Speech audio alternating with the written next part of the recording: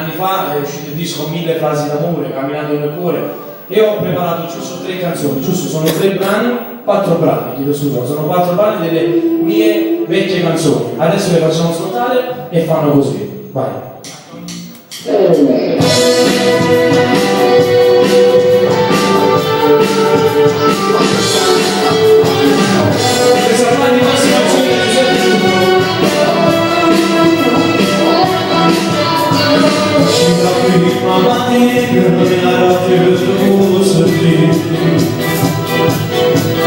Canta lontane canzoni, canta fanatico.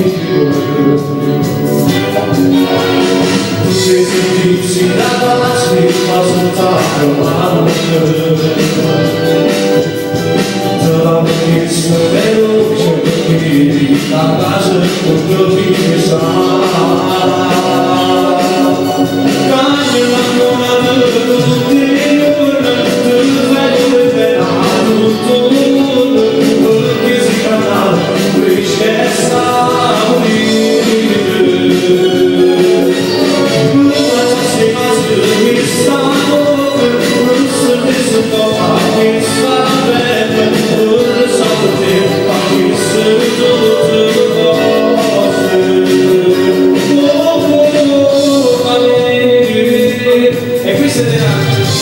Hai innamorato del tue onde, ti auguri massimo al cinema e sempre tutto.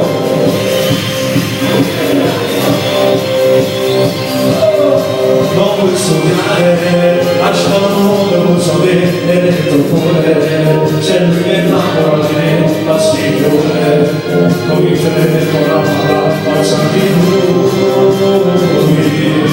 A mezzo amiche, racconti sempre lui nella tua vita. Entrate non riuscirà mai, non si può più. C'è lotta tutti, ma non lo stesso che mi sta con te.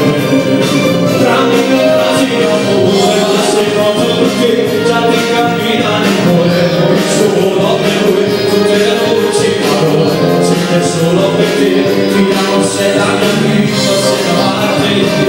Mi sono io di amore, non credo di che, ma per una volta esagera. Mi vuoi ti mangerà su sola, perché amore anche